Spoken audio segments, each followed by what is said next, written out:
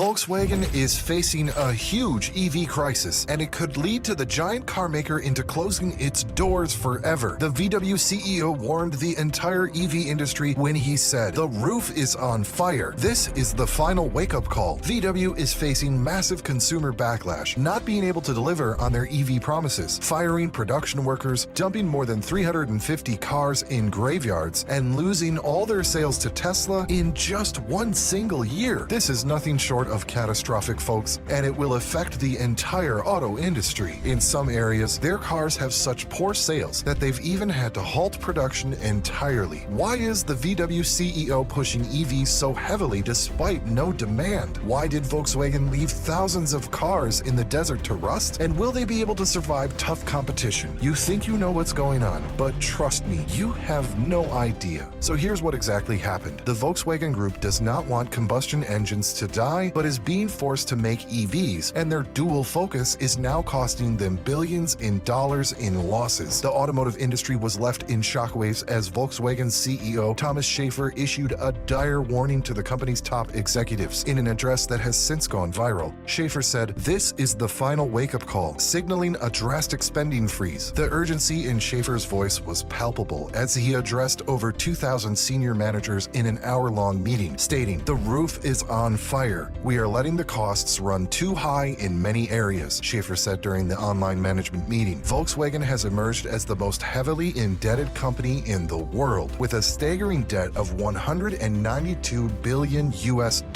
To put this into perspective, this colossal debt is almost equivalent to the entire GDP of nations like South Africa or Hungary. Volkswagen isn't the only German automaker grappling with enormous debt, though. Daimler and BMW, two of Germany's automotive titans, also feature in the top 10 list of the world's most indebted companies, with debts of $151 billion and $114 billion respectively. And with losses from their auto department rising up, the situation for VW is only getting worse. And remember, in the middle of all this, they even had to leave 350,000 cars in the desert to rust. But why exactly? Keep watching for a couple more minutes to find out. However, the challenges VW faces aren't nearly internal or operational. The external market dynamics present their own set of hurdles. Despite a 48% year-over-year increase in all electric vehicle sales, amounting to 321,600 in the first half of the year, VW saw a dip in EV sales in the Chinese market. This is particularly concerning given that the Volkswagen Group gains around 40% of its revenue from China. As VW heavily invests in EV technology and production infrastructure, it continues to develop ICE models to meet stringent emission and safety regulations. This dual focus is straining the company's resources. The downturn in sales in China, where VW has to discount many of its most profitable models to remain competitive, only adds to this pressure. They're going to launch some cheaper models below $25,000 too, something which I'll tell you about towards the end of this video. Over 300,000 diesel cars, a haunting reminder of the company's scandalous practices, are stored across 37 facilities in the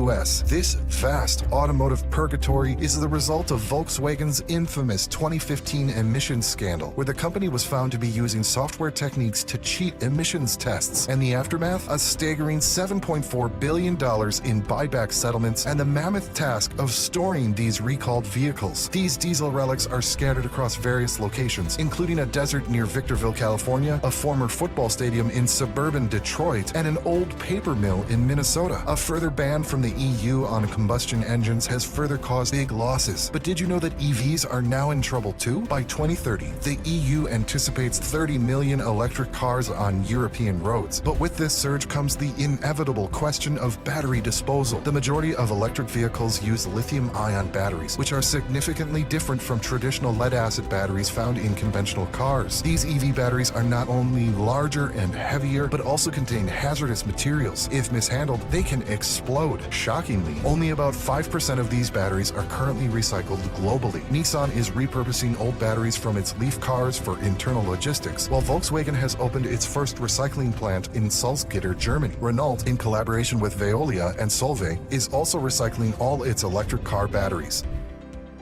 Bloomberg's recent report highlighted a significant decline in the demand for electric cars in Germany. This downturn is primarily attributed to the German government's decision to end EV subsidies for business customers, a segment that constitutes a large portion of the new car market in Germany. This decision triggered a 171% surge in EV sales in August, as customers hurried to avail the subsidies before they ceased. However, post-subsidy, sales have plummeted, especially impacting Volkswagen, given that 70% of the electric cars manufactured in Zwickau are bought by business customers. The repercussions of this decline are evident. Production of the Volkswagen ID.3 and Cupra-born electric models will be reduced at the company's primary EV factory in Zwickau until mid-October. Furthermore, the assembly of the ID.3 at the glass factory in Dresden will halt for the initial 2 weeks of October. The ripple effects of this production cut are significant. Volkswagen announced that it would be releasing 269 temporary workers in Zwickau once their one-year contracts conclude. Additionally, the fate of approximately 2,000 more temporary staff hangs in the balance. The company's decision to cancel its plans for a new $2 billion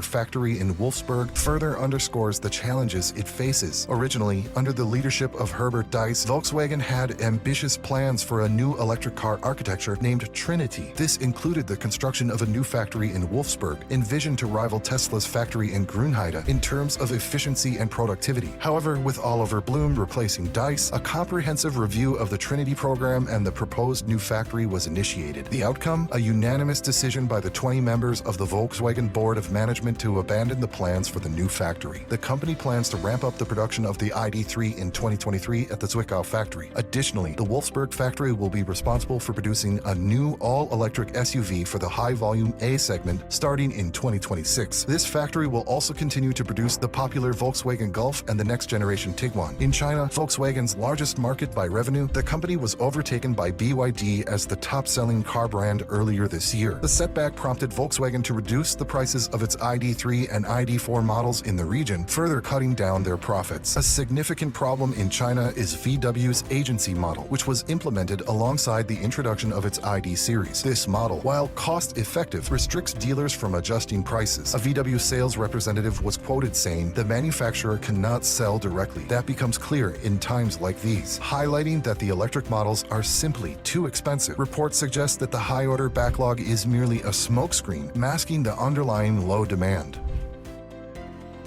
The company confirmed that the production of the new SSP-based EVs would be integrated into the existing and modernized structures of its primary Wolfsburg plant. This includes the fully electric VW Golf MK9, which is being positioned as a high-volume model. In addition to this, VW has plans to produce a new EV model at Wolfsburg, which is speculated to be an electric version of the Tiguan. Furthermore, the Wolfsburg plant will also oversee the production of the Tiguan Allspace successor in 2025. One of the most significant announcements is the confirmation of an all-electric SUV for the high-volume A segment, set to begin production in 2026. This model, potentially named the VW ID.1, is expected to be the new entry-level model in VW's EV lineup. Positioned below the upcoming ID.2, it aims to replace the aging e-up with a starting price of under $21,000. VW has now launched its Accelerate Forward program, aiming to achieve long-term profitability and performance. This ambitious strategy seeks to double VW's passenger brand profit margins from 3% to 6.5%. VW is targeting an improvement in earnings by a staggering $11.2 billion. The company's approach is twofold, focusing on higher volume models to streamline production and drastically reducing the number of variants to optimize efficiency. A prime example of this new direction is the ID.7, which has a lot fewer configuration options compared to its predecessor, the Golf 7 model. VW even introduced a limited-time offer on its ID.3 electric car in China, so they will now be reducing prices and making cheaper cars to suit the market. Keeping the problems aside, this year has been going pretty well for VW. If we interpolate their sales so far, we can see that they might close this year on a positive note. It won't be a huge improvement from last year, but with the new cars launching soon, we might see the German giant back at its top spot again. Do you think Volkswagen will be able to beat Tesla in terms of EV sales? Let me know down in the comments below. I just uploaded a video about groundbreaking news that could shake up the entire EV industry. Do check it out if you want to be truly shocked by what's about to happen with EVs.